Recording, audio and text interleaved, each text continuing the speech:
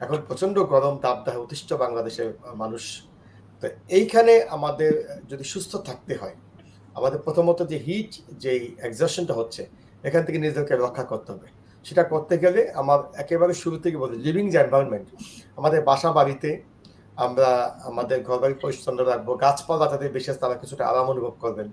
আপনার আমাদের জানালার যে পর্দা আছে সেখানে আমরা কিছুটা পানি ছিটিয়ে দিতে পারি, হ্যাঁ? এবং ধুলাবালি মুক্ত রাখতে পারি। কারণ এই গরমের সাথে আমাদের কিছু শ্বাসতন্ত্রজনিত অসুখ-বিসুখ কিন্তু আমাদের যোগ হয়ে যাচ্ছে। এই ব্যাপারগুলোতে আমাদের নজর রাখতে হবে।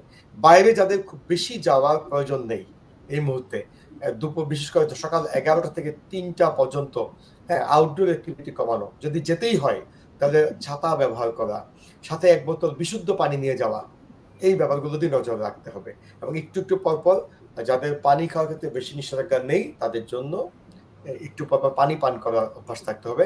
এবং রাস্তায় কোনো খাবার-দাবার বা বিভিন্ন রকম শরবত যে জাতীয় খাবার থাকে সেগুলো এভয়েড করতে হবে। কারণ সেখান থেকে একে তো গরম, আবার ডায়রিয়া, টাইফয়েড এই ধরনের অসুখ যেন জন্ডিস যেন না বাধে সেটার দিকে আমাদের মনোযোগ রাখতে হবে।